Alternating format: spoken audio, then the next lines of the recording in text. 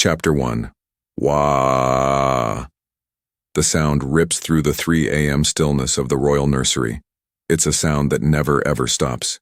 It drills into my skull, a constant screaming reminder of my failure. I stand over the cradle, my fists clenched. My son. My heir. He won't stop. He hasn't stopped. Not since she died. My eyes snap to the portrait over the mantel. Lyra, my fated mate. Her painted eyes are full of fire. A fire that was stolen from me. Stolen by this life. This screaming red-faced pup she left behind. And I can't even comfort him. A nanny, pale and trembling, scurries forward.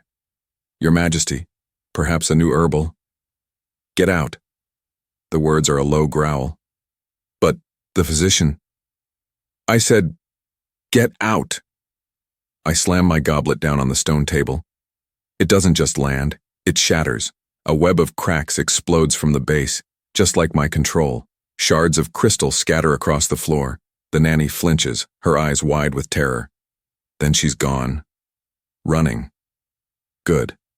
The screaming just gets louder and louder, until my wolf is pacing beneath my skin, demanding I smash something, demanding I fix this. But I can't. Because I am furious. I am furious because this tiny, helpless thing is all I have left of her. And he hates me. Moments later, my beta Varan appears at the door.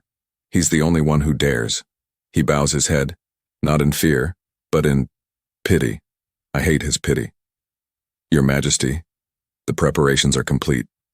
I run a hand over my face. The stone of my ring feels cold. Preparations? The mating auction, sir. I let out a harsh, bitter laugh. Right, the auction. A pointless parade of grasping, high-born fools. As if any of them could replace Lyra. As if I want them to. But the council insists. Because the kingdom needs a Luna. Because the pup needs a mother. What a joke. Fine, I snarl, turning back to the screaming cradle. Bring the heir. Let us get this farce over with. Chapter 2. The grand hall stinks. It's the smell of too sweet perfume, of desperation. I sit on the throne, my son screaming in my arms. His cries echo off the high, cold ceiling. I feel the eyes of my court, the alphas, the elders, all watching me, watching their powerful king, who can't even quiet his own son. One by one, they come forward. Lady Seraphina of the Blood Moon Pack. She's beautiful, I suppose. All silver hair and a tight silk dress. She reaches for my son with long, red lacquered nails, and he screams louder. A raw, piercing shriek. She recoils, as if he'd physically struck her. Pathetic. Next, Lady Isolde of the Crag. She tries a different way. She sings a high, warbling song of her people. It's awful. My wolf flattens its ears. My son's face turns a deeper, pulsing red. Enough, I snap. She scurries away, and so it goes, for an hour. Daughter after daughter, pack after pack, each one stronger, wealthier, more politically suitable than the last. They offer him toys. They offer him songs. They offer him magic charms. He rejects them all. My contempt is a cold, hard stone in my gut. This isn't a search for a mate. This is a political necessity, and it is failing. It's failing because my son, my own blood, refuses to play along. With every wail, my authority shrinks. I can see the judgment in the eyes of the old alphas. He can't control his own heir. How can he control a kingdom? The last one, Lady Alara. No, not Alara. Emilia. She flees the dais in actual tears. The sound is just too much. My son's screaming hits a new, fevered pitch. It's unbearable. My head is splitting. My rage is peaking. A white-hot fury at this public failure. That's it. It's done. I'm about to rise, to end this entire charade. But then, Chapter 3. Silence. It drops over the hall like a physical blanket. So sudden, so complete. It steals my breath. The screaming just stopped. My entire body goes rigid. My son, in my arms. He freezes. What? And then I hear it. From the shadows. From the servants' alcove by the far wall. A sound. It's not a song. Not really. It's a hum. Faint. Broken. And so full of sorrow it aches. A lullaby. I stare at my son. He's not crying. He's listening. His head turns, slowly, sniffing the air. He struggles against my chest, his little body twisting towards the sound. My wolf is on its feet. Who dares? Who dares succeed where alphas failed? Before I can roar, before I can demand they be seized for this interruption, my son. He opens his mouth. It's not a cry. It's a howl. A clear, sharp, ringing howl. It's the first sound he's ever made besides a scream, and I know exactly what it is. Every lichen in the room knows. It's a pup's first fated mate call. Cold, utter.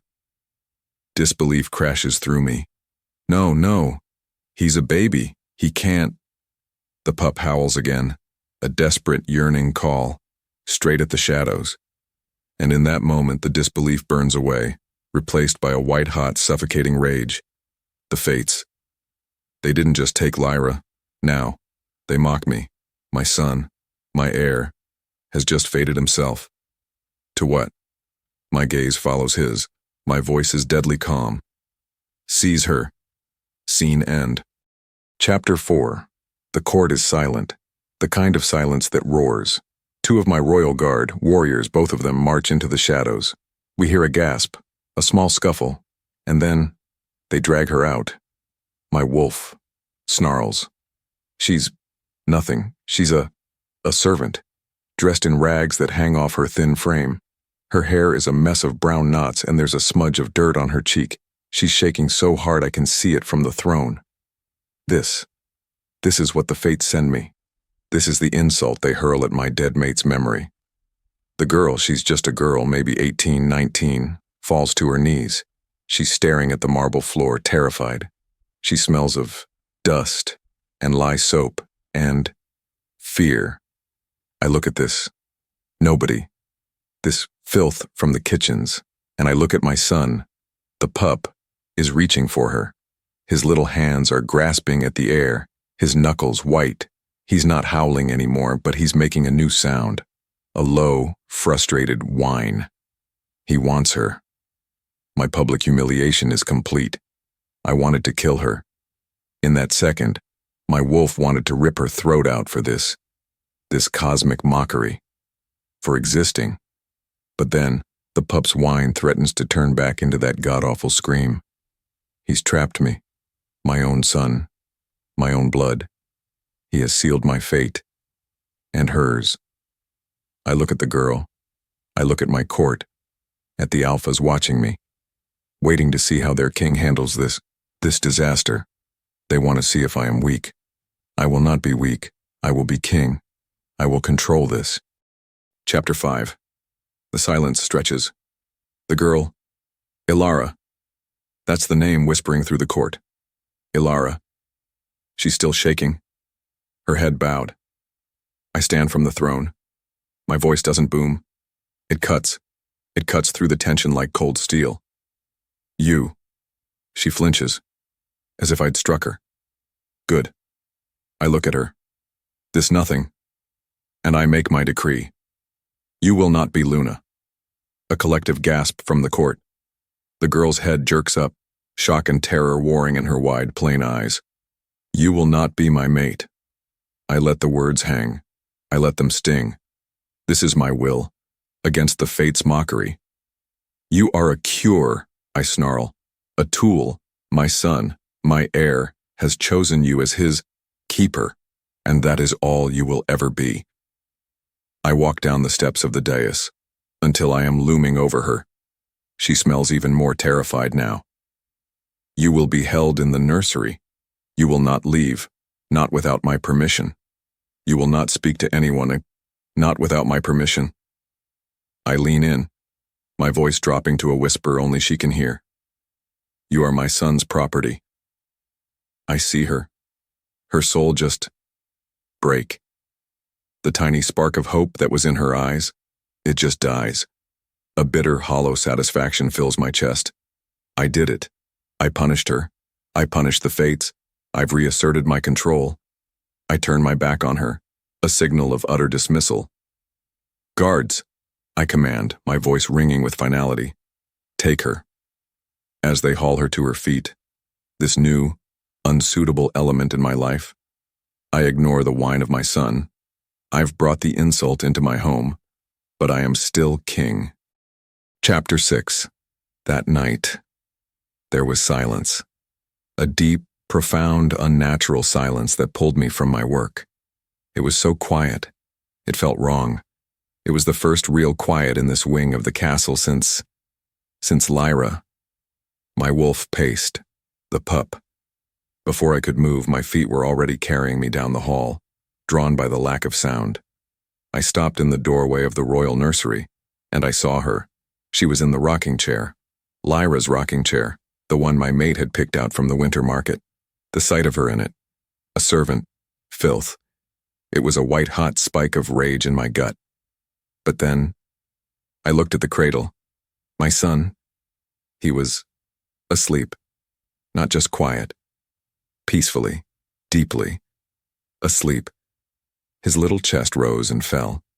His face wasn't red. It was calm. I hadn't seen him like that. Ever.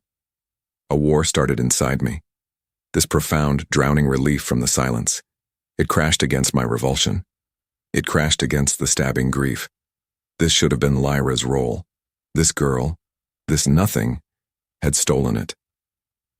Ilara, I was forced to learn her name. She was humming that same broken lullaby. Her eyes were closed. She looked as exhausted as I felt. She didn't see me. Good. I stepped into the room. The smell of milk, and powder, and her, that scent of dust and soap, it filled the air. She must have felt my presence. Her eyes snapped open. Fear, it rolled off her. A spike of pure terror. Her humming stopped. Instantly, the pup in the cradle stirred. He whimpered. My gaze snapped to her. Don't stop. The command was a low growl. She flinched, hard. Her eyes squeezed shut, and she started humming again, her voice trembling. The pup settled. I hated her. I hated her because she had this power. I hated her because my son chose her. You will not look at me, I said, my voice cold. You will not speak to me, unless I speak to you first. Your only job is him. She nodded, her eyes fixed on the floor. Do not think this makes you anything, I snarled, needing to reestablish the dynamic, needing to hurt her. You are a tool, nothing more. I turned, and I left. I left before the peace of that room, her peace, could infect me. But the silence, it followed me all the way back to my study. Chapter 7. Moments later, I was in my study, the one adjoining the nursery. I'd moved my work here because I needed the silence, which meant I was tethered to her. The irony was bitter. I tried to focus. Troop movements on the southern border. Alpha Cade was demanding more resources. It was impossible. My ears, they weren't focused on the reports. They were straining, listening, for the silence to break. And then, it did. Not a cry. At first. Raised voices. One voice, low, shaking, hers. The other was high-born, sharp, dripping with contempt. Disgusting. A kitchen rat, pretending to be a Luna. Does he make you perform for him? Like a trained? I knew that voice. Lady Seraphina, the one with the silver hair. From the auction. What was she doing here? I heard Ilara whisper. Please, my lady. You'll wake the heir. The heir? Seraphina laughed. A cruel, sharp sound. That thing, it chose you. It's as worthless as... A whimper. My eyes snapped shut. No. Just a little accident, a little push, and the king will be rid of you both. Then a full-blown wail. Rage. It was instant. and it was cold. The silence was broken. Before she could move, I was moving. I didn't use the door. I slammed it open, the wood cracking against the stone wall. Serafina screamed. She was standing over Alara, who was cowering, her hands over her head. The pup was screaming in his cradle. My wolf was at the surface. "Get out, Serafina." She actually paled. "Your Majesty, I was just visiting the heir. You are never to enter this wing again." "But she is a servant. My voice was low, dangerous. "No one," I said, taking a step toward her, "disturbs the heir." She saw it in my eyes, the wolf, the king, the promise of violence. She didn't just walk, she ran. The room was silent again, except for the pup. I turned my gaze on Alara. She was still on the floor, shaking. "Do your job." I saw her flinch. I saw the fresh terror in her eyes. It gave me a bitter, hollow satisfaction. And I left. Again. Chapter 8. Come morning. The cry was different. It wasn't the rage scream, it wasn't the fear wail. This was a weak, pained whine. Primal fear, cold and sharp, shot through me. My son, my heir, the only thing left. I burst into the nursery. The pup was red, a deep, sick red. His body was trembling, fever. "Marius!" I roared for the royal physician. He was there in moments, an old, wise wolf, a man I trusted with my life. "Your Majesty," he said, his voice calm. He moved toward the cradle, his bag of herbs and instruments. Grrr. Marius froze. I stared. My son, my infant son, was growling. His lips were pulled back from his gums, his eyes fixed on the physician. He wasn't my son. In that moment, he was just Wolf. Marius tried again, slowly. "Easy, little alpha." Snap! The pup, my son, snapped at him. His tiny teeth just clicked in the air. Marius stepped back, his hands up. "My king, I can't get close. His wolf, it won't let me. It's protecting his eyes darted into her. Alara. She was standing in the corner, her face pale, twisting her apron. She looked useless. "Do something," I snarled at her. "This is your fault." Marius spoke. "Your Majesty, I think she is the only one who can." My gaze snapped to him. "What?" "He doesn't see me as pack," Marius whispered. "Right now, she is the only pack he trusts." I hated it. I hated everything about it, but my son whined again, that sound of pain. "Fine," I bit out. I stepped back, into the shadows of the doorway. I watched, unseen. Alara. She moved, slowly.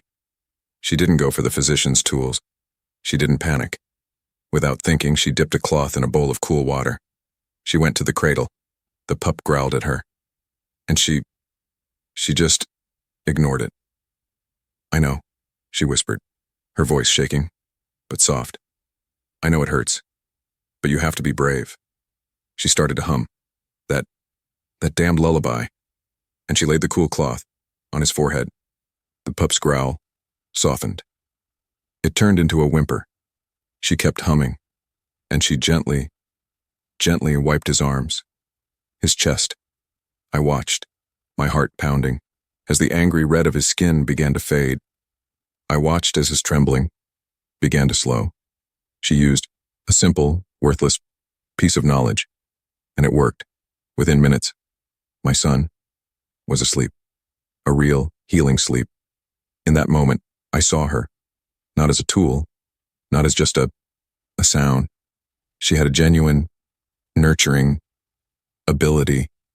She had competence. And that disturbed me more than I could ever admit.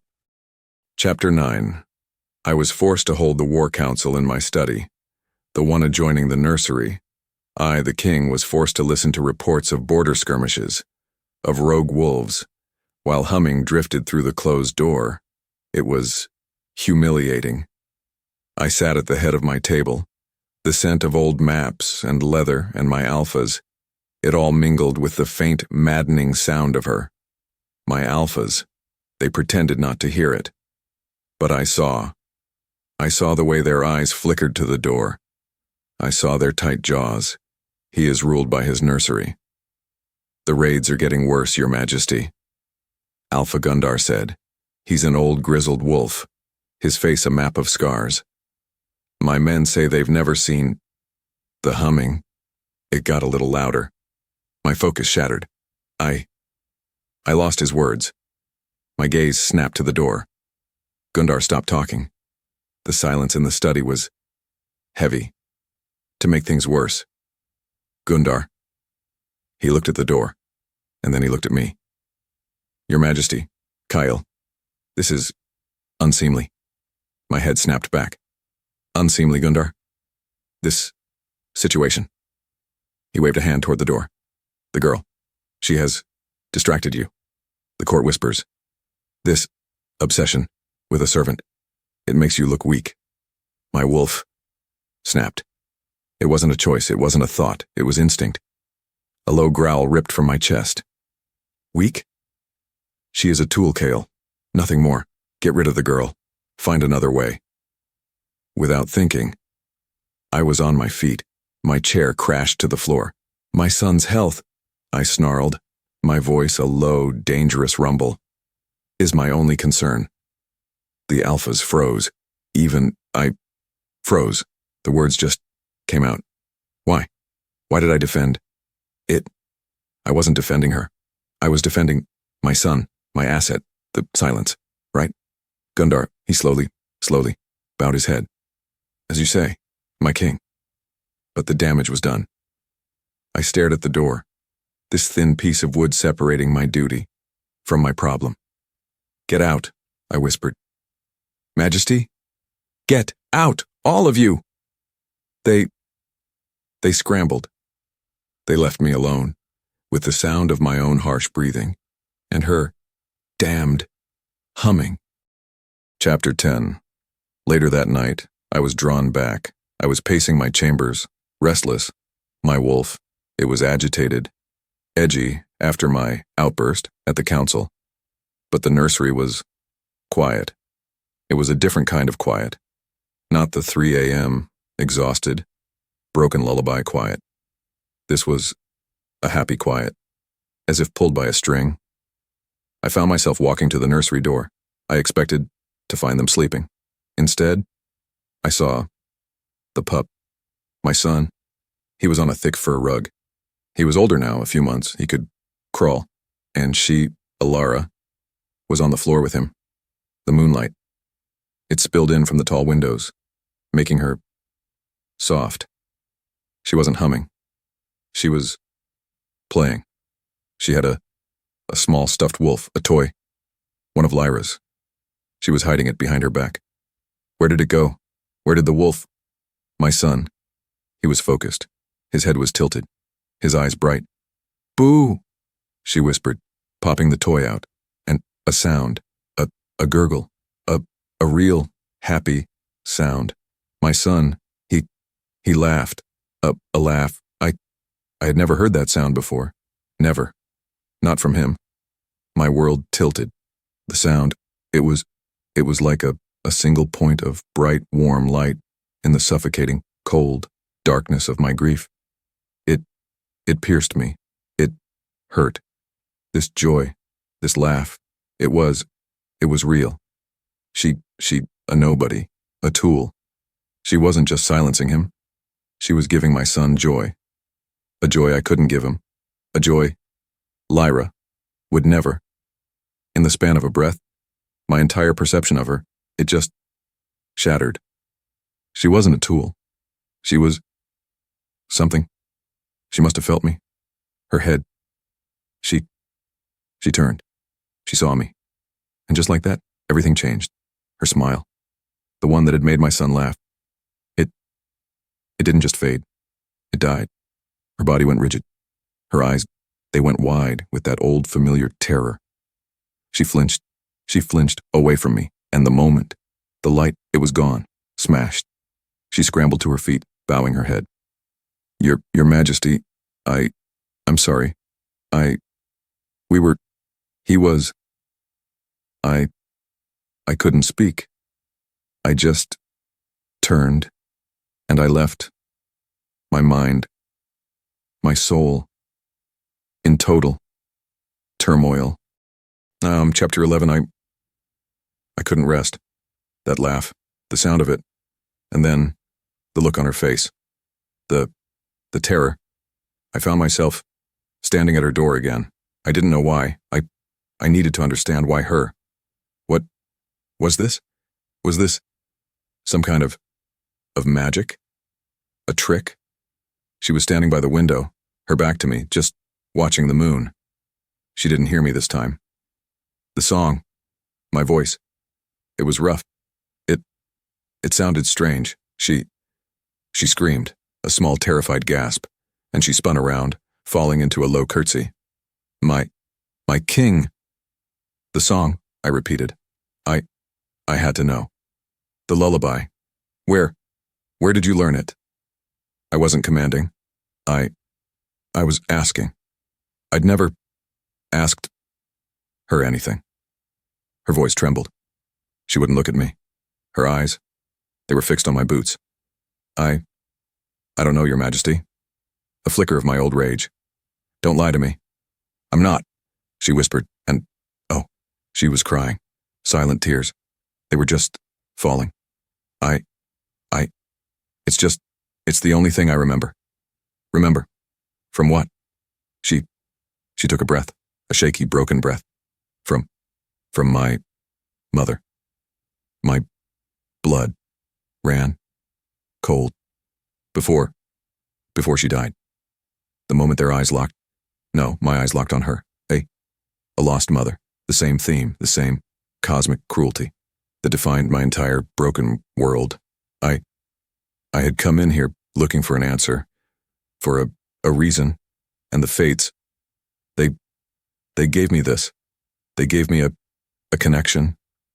They were trying to parallel this kitchen rat with my Lyra. Rage. It wasn't the cold rage from before. This was hot. It was personal. I hated it. I hated her for this link. I had to get away from her. I turned again, and I left again. But Kieran, this time, it wasn't confusion, it was fury. The problem of Alara, it wasn't simple anymore. She wasn't a tool. She was a haunting. Chapter 12. I was walking. Just walking. My wolf was pacing, restless, angry. A lost mother. The words just echoed and echoed. A cheap, disgusting insult from the fates. I was walking away from the nursery, but my feet, they just took me in a circle, back, toward the halls. I was so annoyed at the connection, annoyed at her. And then I heard it, a sharp hiss, a clatter of porcelain, and a gasp, a silent one, a gasp of pure pain. I rounded the corner. There, in the middle of the hall, Lady Seraphina, the one from the nursery, the one I banished from the wing, and Alara. Alara was holding her arm, her face white, her sleeve. It was steaming. A broken teacup was on the floor. Scalding tea was puddled on the stone. Seraphina, she wasn't helping. She wasn't sorry. She was smirking. My apologies. Seraphina simpered, her voice like poison. She saw me. Your Majesty, the servant, she just got in my way. I looked at Alara. She wasn't crying. She was just shaking, biting her lips so hard I thought it might bleed. She was hiding her pain, and I looked at Seraphina, at her smirk. In that moment, my wolf, it didn't just snap, it roared. A cold rage. I didn't move. I didn't raise my voice. I just looked at Seraphina. You, I said. My voice was dead. You will apologize to her. The air thickened. The smirk. It froze on Serafina's face. The guards in the hall, they stopped breathing. Your Majesty? Serafina. She laughed, a nervous laugh. She is a servant, a nobody. I took one slow step. She is under my protection. The words, they just came out. I hadn't thought them. My wolf said them. I stared at Serafina. Apologize. Her face, it crumpled. The smugness, it turned to fear. She turned to Ilara. She stammered. I apologize. Get out, I whispered. Majesty, get out of my citadel, now.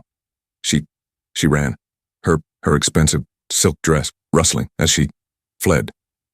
The hall was silent. Just like that. It was just me and her. She was still holding her arm. She was staring at me. Not terror. Not this time. It was confusion. I didn't know why I did it. I told myself it was to maintain order. It was because she defied my command, but deep down I knew the truth. I saw her terror, and it didn't annoy me this time. It angered me. I couldn't look at her. Go to the position. I muttered, and I walked away, my heart pounding in my chest. Chapter 13. Poison. Varen. My beta. He placed it on my desk. It was a blanket. A small pup's blanket. Soft. Blue wool. And it stank. It stank of wolfsbane. Concentrated. Enough to kill a pup. To kill my son. A gift, Varan said. His voice. A growl. From the Blood Moon pack. For the new Luna. Serafina's pack. They didn't just insult her. They targeted my son, my fury. It wasn't hot. It was ice. A glacier in my veins. They saw her as a root to power, or a problem to remove, which meant she was a target. My tool was now a liability. My first instinct, the king's instinct, lock her away, throw her in a cell, in the dungeons where no one could reach her, where no one could use her against me. She was dangerous because she was weak. But then a memory, a gurgle, a laugh. My son's laugh, her on the floor, in the moonlight, joy. I couldn't put that in a cell. I needed my son to laugh again. Damn it. Damn her. My plans changed. I stormed into a nursery. She was back. Her arm, it was bandaged. She saw my face, and she flinched. Good. I snarled. Will not leave this room. Her face, it paled. Your Majesty, did You hear me? I slammed my hand against the door. The wood groaned. You will not leave. I understand. She whispered. Tears, they welled in her eyes. She thought this was punishment. She thought I was angry at her for the tea letter. I was too proud to admit it. It was for her protection. I turned to the door. Guards. 2 royal guards. They appeared. You will stand post, I commanded, inside this room. Their eyes, they widened, but they nodded. I looked back at her. She was broken. She looked imprisoned. Good, because she was, and because she was safe. I left. The click of the door locking behind me. It echoed. Chapter 14. My son was teething, a new sound, a new hell. It wasn't the rage scream. It wasn't the pain whine. It was a constant, miserable, fretful wail, and nothing stopped it except her. The moment she left his sight, he screamed, which meant I was forced to eat my evening meal in the nursery on a small, uncomfortable chair, a tray on my lap. The king of all lichens, reduced to this. It was infuriating. The 2 guards, they stood at attention by the door, pretending not to watch. And I watched. I had to. There was nothing else to do. I watched her.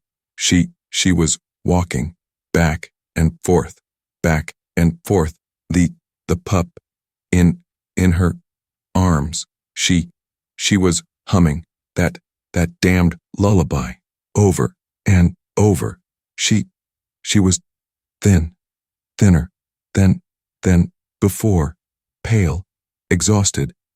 I could see the dark smudges under her eyes from here. She was a prisoner in this room, but she was unfailingly gentle. The pup, he gnawed on his fist. He fussed. He arched his back, and she just kept walking, kept humming. She kissed his forehead. She whispered to him. I couldn't hear the words, but the tone. It was quiet. It was love. Cold thought. It hit me. Lyra, my mate. She was fire. She was passion. A warrior. She would have roared at this. She would have demanded a solution. She would have hated this weakness. This girl, Elara. She was water. She was quiet.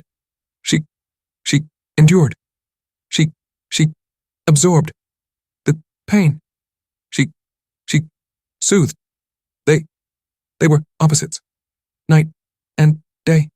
And my wolf, the beast, inside me, that had hated her scent, that that had wanted to kill her at the auction.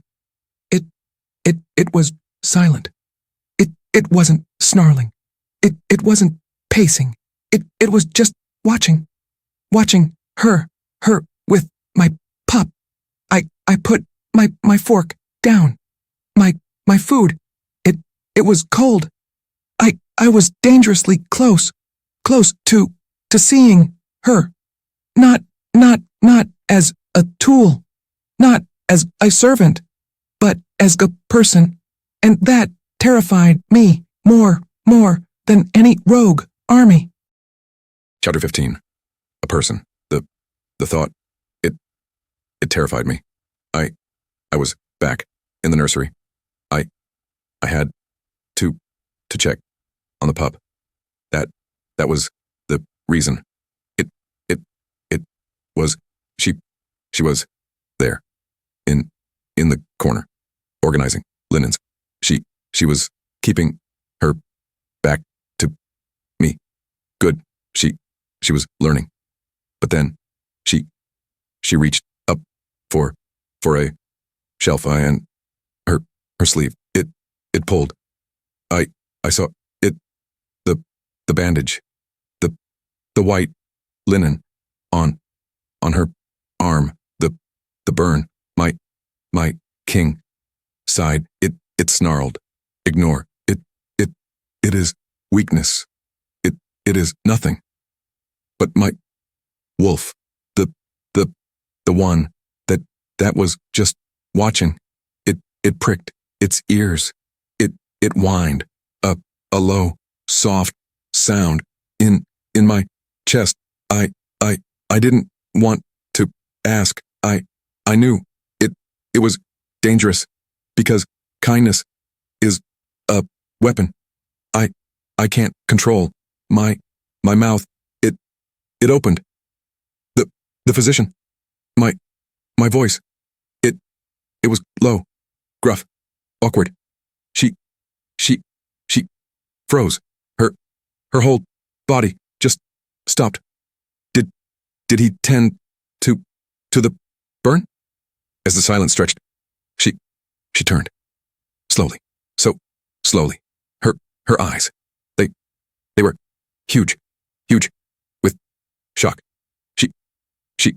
She stared at me. She wasn't just scared. She was confused, utterly lost. I had never asked about her. Yes, your Majesty. Her voice.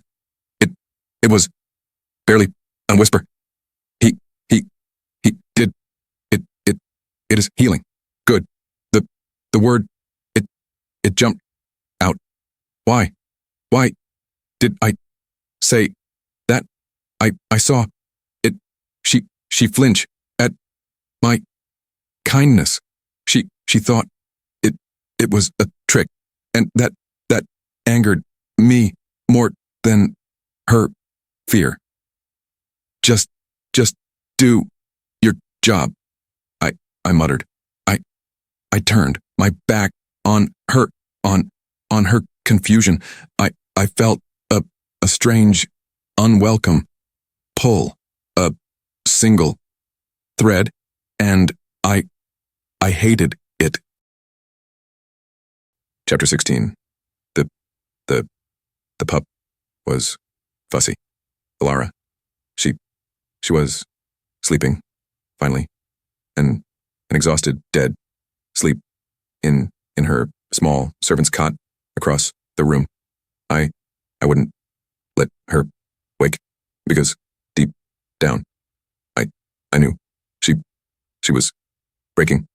So I picked up my son, my heir, and I walked him myself out of the nursery into the main hall.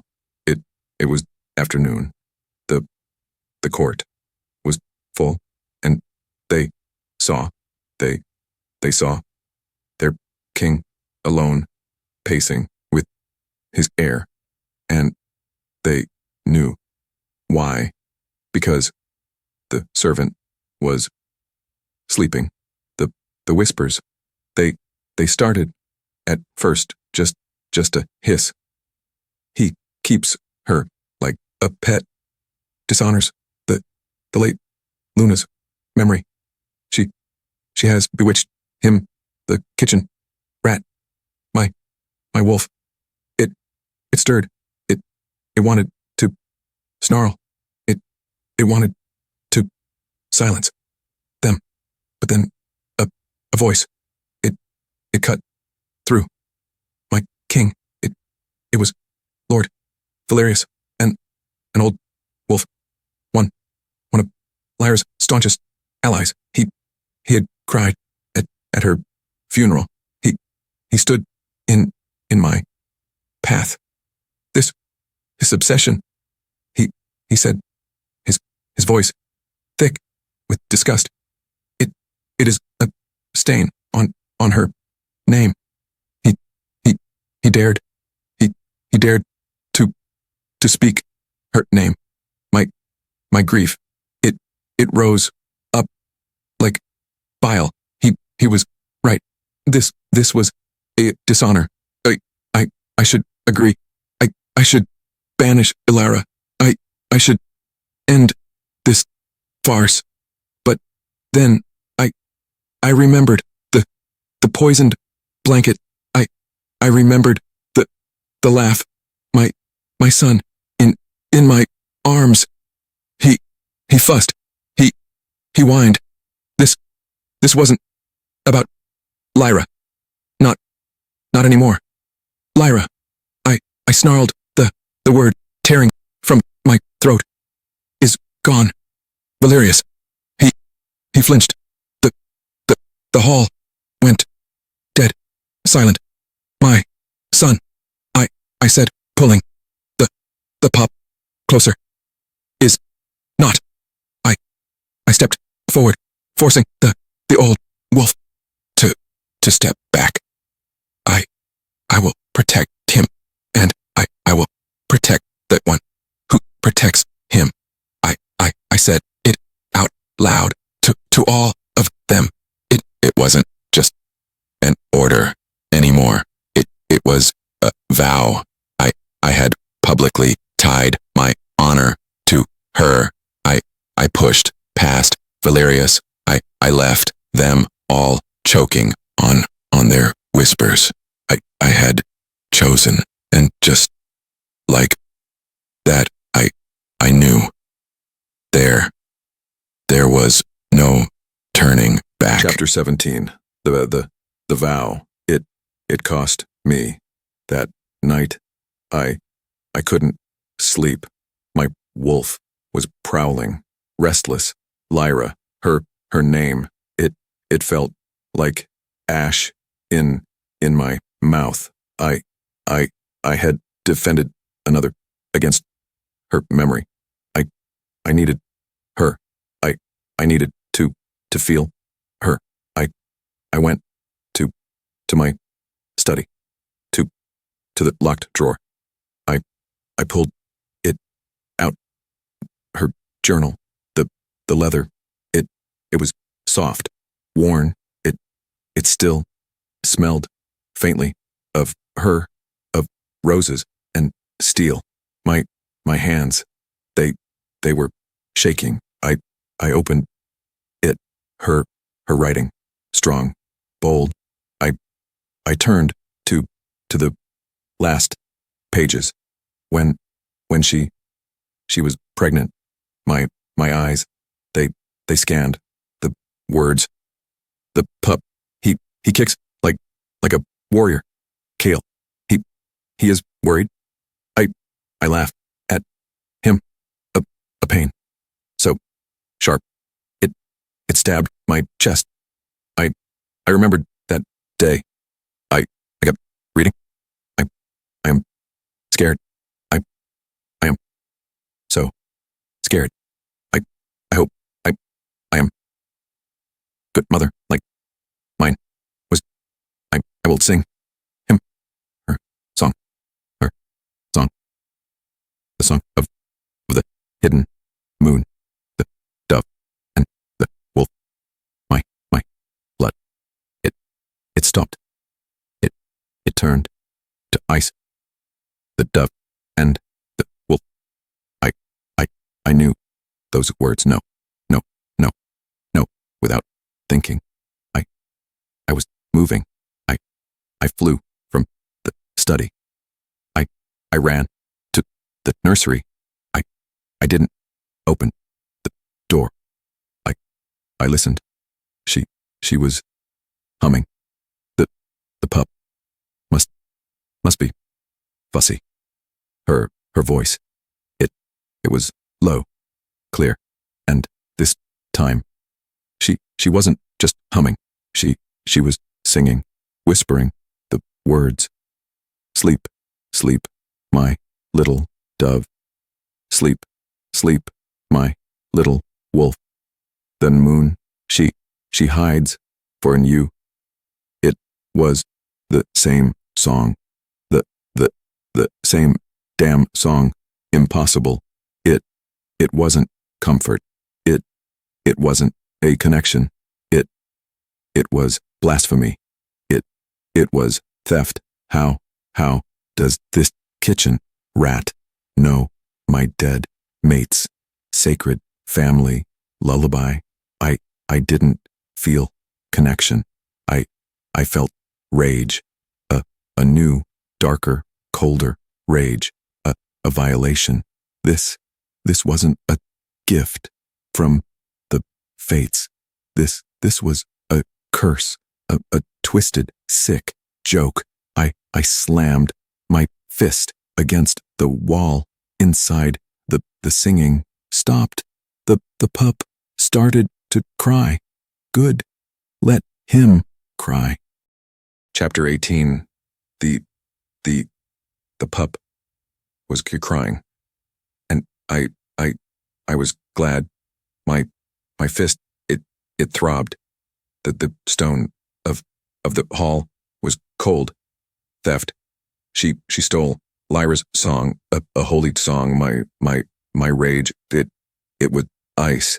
I had to know. I had to confront this thief, this liar.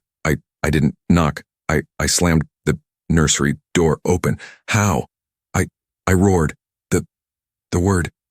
It tore from my chest. Alara.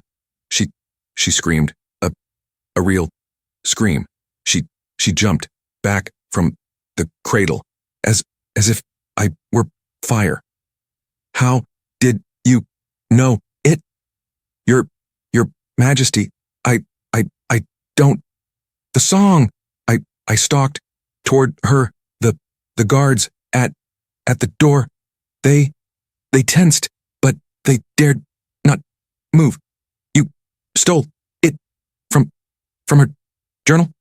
Who told you? Her face. It was white, pure terror. She didn't understand. And then I smelled it. It wasn't her fear. It wasn't the pup. It was smoke. Thick, oily, acrid smoke. My head, it snapped up in smoke. It was curling under the study door. It was seeping from the vents. Fire in the nursery wing. No. My rage. It vanished. It was gone, replaced by ice, by pure primal terror. The blood moon pack. The pup. I whispered. I lunged for the cradle, but then the hall door, it slashed open.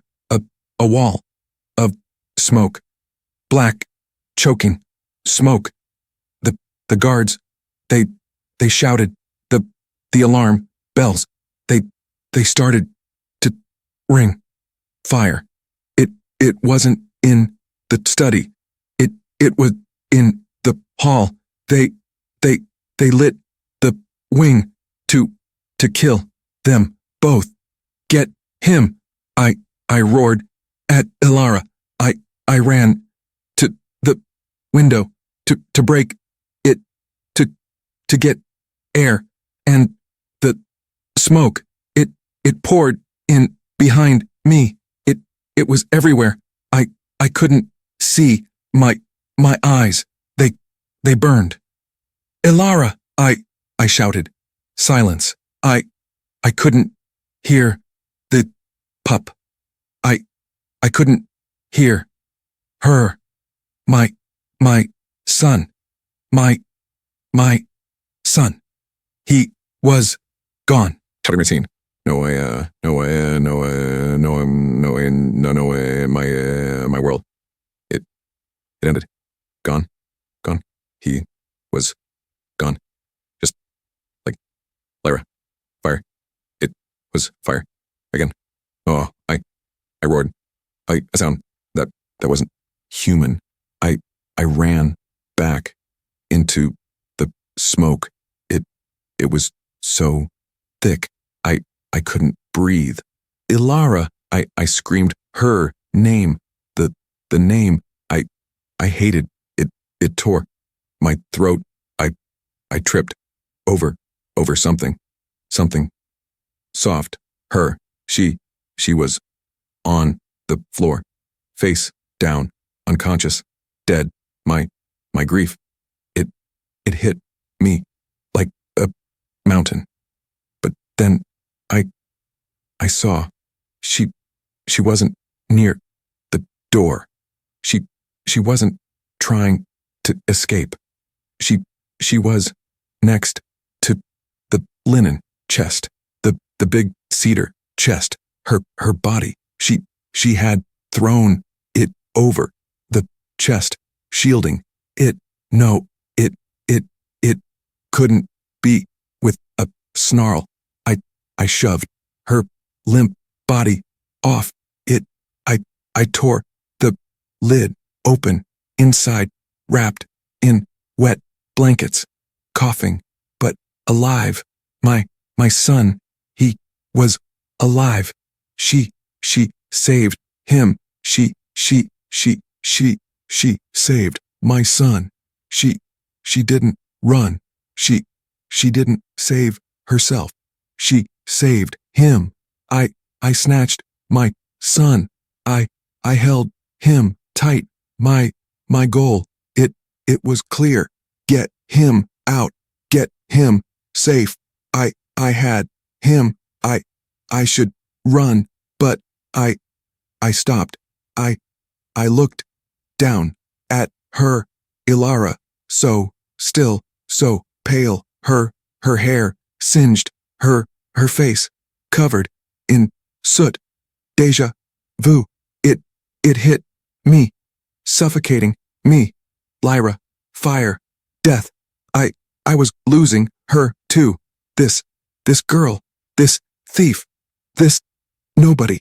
And my wolf, it screamed, it howled in my chest. No, not again. Cannot lose again. Mine. In that moment, I realized I cannot let her die. I grabbed my son and I hooked my other arm under her and I carried both of them out of the fire. Chapter 20. I sat on the steps outside the physician's room. The stone was cold. I was covered in soot. My lungs, they burned.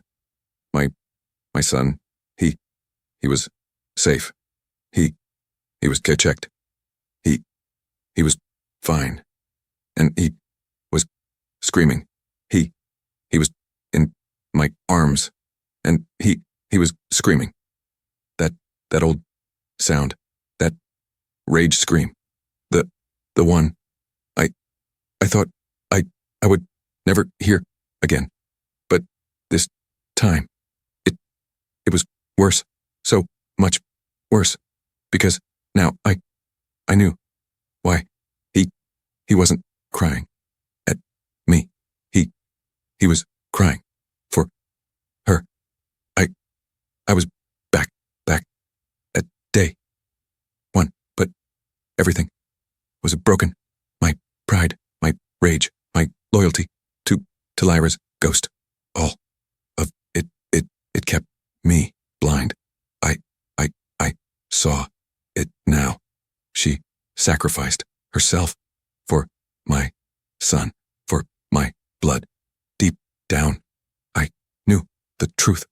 I was the one who was worthless, not her. I did this. I locked her in that room. I made her a target. I made her a prisoner. I was so busy hating her for stealing a song that I didn't see her saving my son. A hole. It just opened in my chest. Despair, cold and empty. My son's scream. They were my punishment. The door opened. Marius, the physician, his face. It was gray, tired. I couldn't speak. I couldn't ask. He looked at me. He looked at the screaming pup in the quiet that followed. He spoke. She is alive, my king. Relief.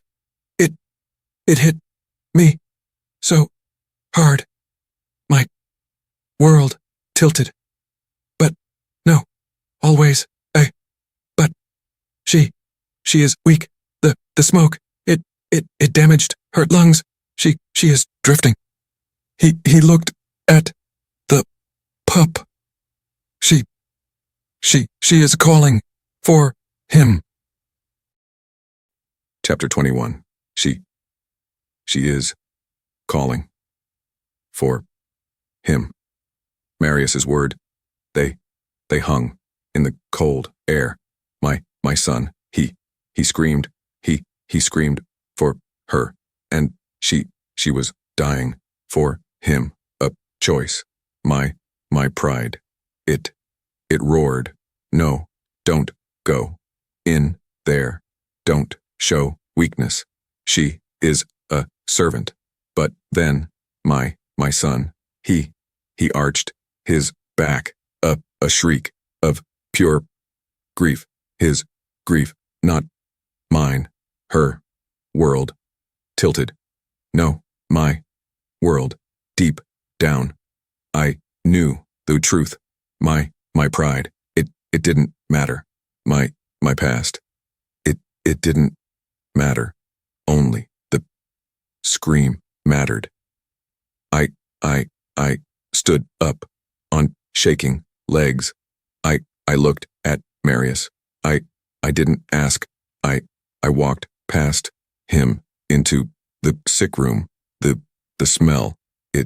It hit me.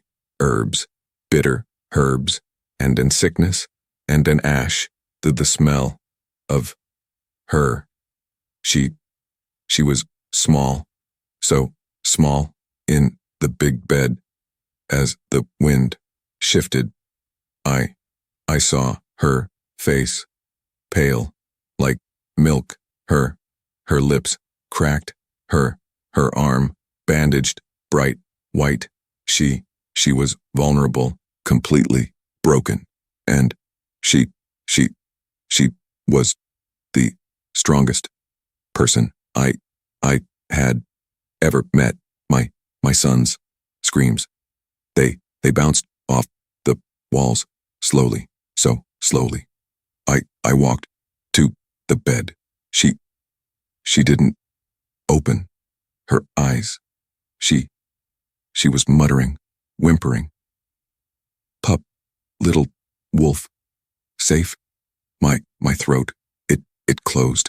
I leaned down And I placed my son, my heir, I placed him gently in the crook of her burned arm. Silence, instant, total, perfect silence. The screaming, it stopped. Just like that. My son, he rooted, he pressed his tiny face into her neck, and he whined a soft, happy sound between one breath and the next. Her eyes, they fluttered open. She looked at him, and she smiled, a real smile, pained, weak, but real. She looked past him at me, her world tilted again. My world, I saw it.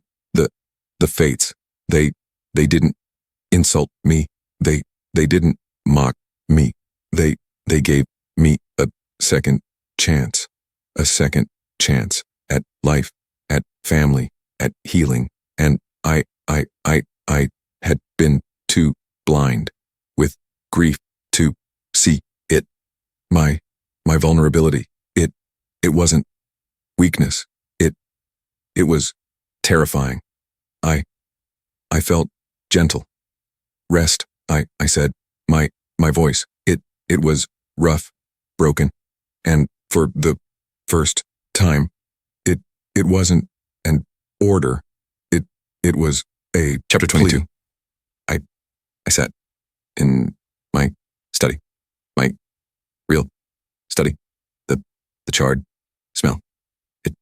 It clung to everything. She was recovering slowly because the pup, he wouldn't leave her side, and I was hunting the blood moon pack. Varan, my beta, he dropped a scorched banner on my desk. It was them, no doubt. The guards we caught. They confessed. My old self. Point. Up. He rose. Up. Kill them all. Burn their lands. Salt the earth. Make them pay. My fist. It clenched. But Varan, he hesitated. But what? I growled. They didn't have the resources for this. This was expensive. The oil, the accelerant. Someone else funded this. Someone rich. Someone close. A new hook. An open loop. It wasn't just Seraphina's jealousy. It was politics.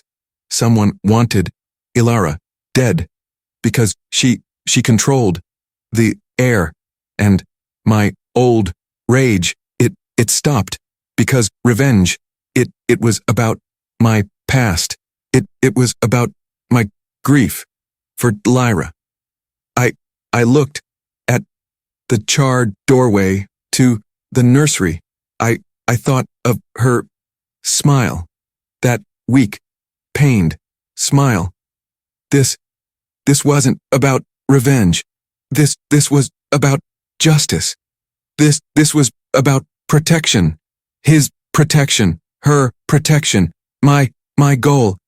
It shifted completely.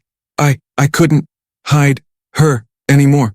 Locking her up made her a target. It made her weak. I had to do the opposite. I had to make her untouchable. I had to make her powerful. I stood up. My mind, it was clear, cold, calculated. Varan, my king, prepare the grand hall for a full court assembly tonight. Tonight? But why? I walked to my ancestor's chest, the one that held the old ways, and bring me the Luna's ceremonial robes. Lyra's robes, Your Majesty? I stopped. No, not Lyra's. That was her past. No, I said, my voice, strong. Bring me my mother's, my bloodline, my choice. Chapter 23. She was stronger. I walked into the sick room. The guards, they bowed. They left. It was quiet. She was sitting up, propped on pillows. The pup, he was asleep in her lap, his little hand fisted in her simple nightgown. Her hair, it was clean, brushed. It shone in the lamplight. She was almost beautiful. Her instincts surged. No, mine. She saw me, and she didn't flinch. Her world tilted. No, mine tilted again. She wasn't scared. Not of me. Not anymore. She was wary, but not scared, because I had brought her my son, and now I had to ask, not command. The king. I was nervous. My palms, they sweat. Alara, I said. Her name. It felt real. Her eyes, they met mine. Steady. I owe you a life. His life. You owe me nothing. Your Majesty, she whispered. He is my... She stopped. He is my king.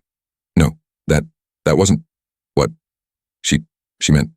Alara, I said, taking a step. I failed you. I made you a prisoner. I made you a target. My stupid pride. It almost got you killed. I admitted it, my flaw. She just watched me, her eyes so clear. They will try again, I said. The cowards who funded the attack, they want you gone, because you are his mother in all the ways that matter. Her breath caught. I can't hide you anymore. I stopped in front of her. I was vulnerable. So I am asking you. Here it was. The court is assembled tonight. I am going to tell them the truth.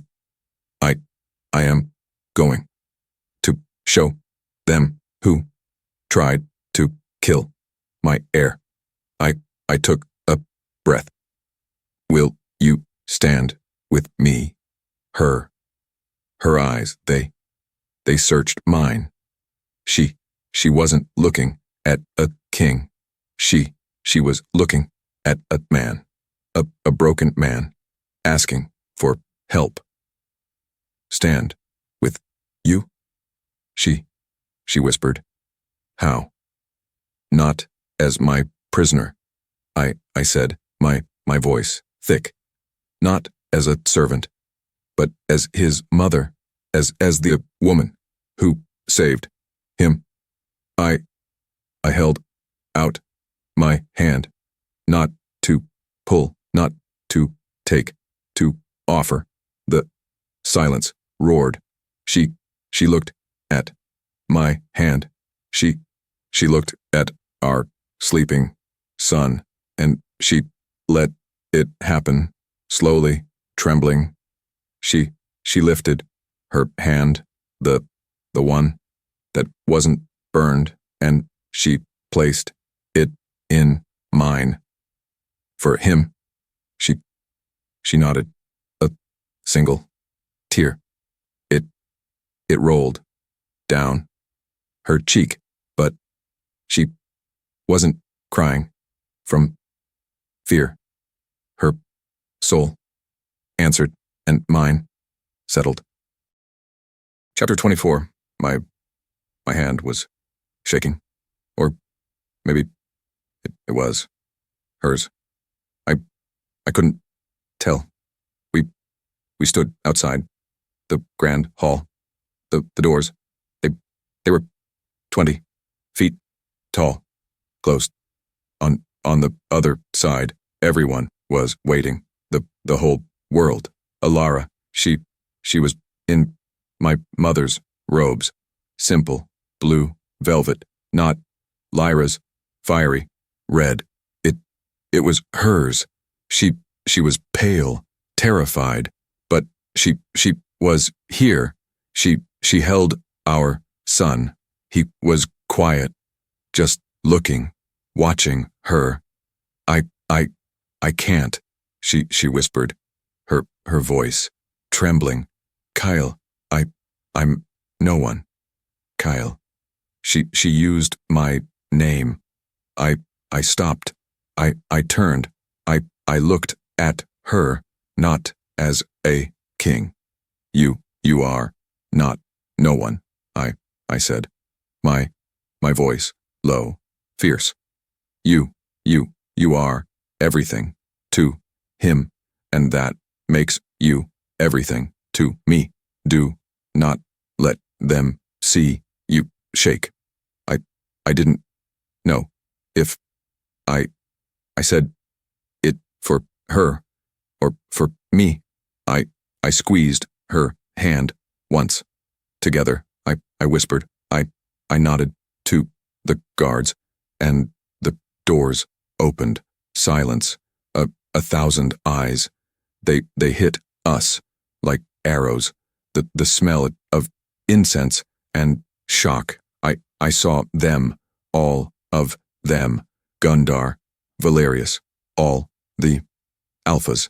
Their faces, stone. I didn't go to the throne. I walked with her to the center of the floor. I let go of her hand, and I faced them. You all came here for an auction. I started, my voice echoing, loud, clear, because my son needed a mother, because I needed a Luna. I paused. We were interrupted. I looked at Alara. She was shaking, but she held her head high. Then my heir was attacked. A gasp. It rippled through the room. They tried to burn him alive. Panic. Shouts. Varen, I roared, as if summoned. The side doors burst open. Varan, he dragged them in. 2 Blood Moon guards, beaten, chained. He threw them on the floor. They confessed, I snarled, to setting the fire. Then I turned my gaze, cold, deadly. I looked right at Lord Valerius, but they weren't rich enough to do it alone. Valerius, he froze. You spoke to me of Lyra's memory. I spat. You accused me of dishonoring her. I walked toward him, step by step, but it was you, I whispered, but everyone heard. You, who paid them. You, who tried to kill her only son, because you wanted me broken, because you wanted my line to end. Valerius, he drew a knife. Too late.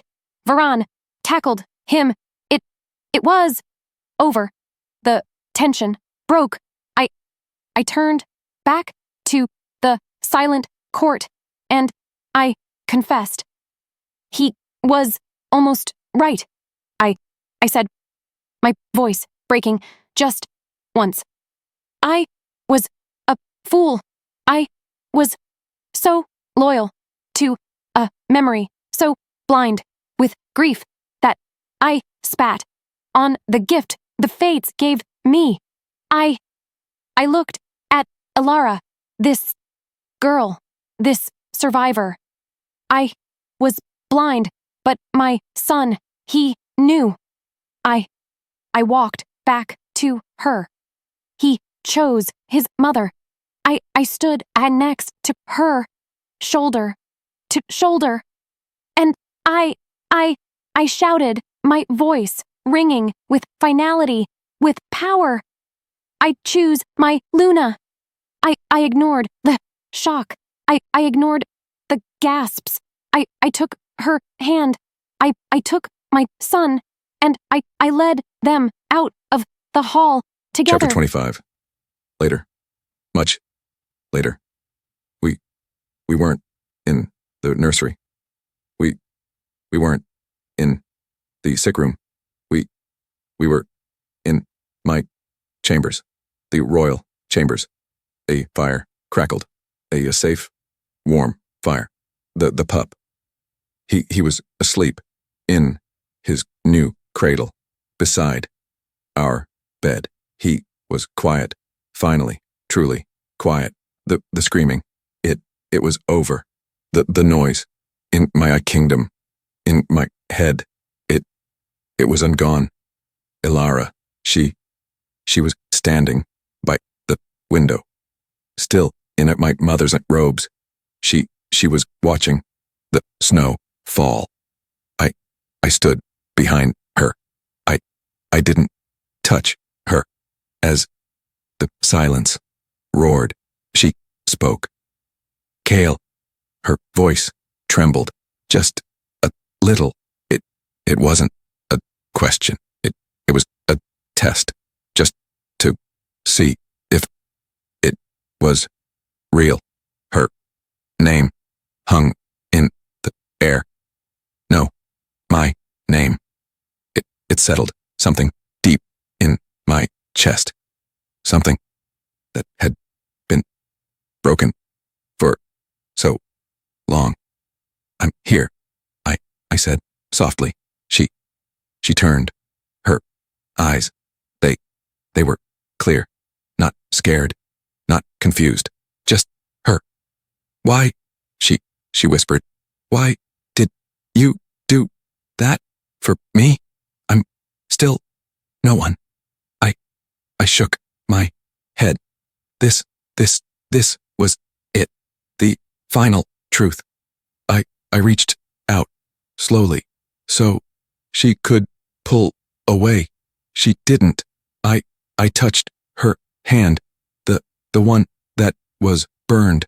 I traced the edge of the bandage. My mate died. I said the words, they cost me everything. They tore my throat. I did not survive it. Her breath caught. I was just a ghost, I whispered. A monster, hiding in rage, hating the world, hating myself, hating you, because you were alive, and she was not. A tear, it slid down her cheek. I wiped it away with my thumb. Until you. I looked in her eyes. You didn't just save my son, Elara. You saved me. She let out a little sob, and I kissed her. It wasn't fire. It wasn't passion. Not yet. It was quiet. It was acceptance. It was healing. It was a choice. My choice. Her bones remembered him. No, my soul. It finally answered hers. The lullaby. It wasn't broken anymore. We were a new family. A strange, broken, chosen family.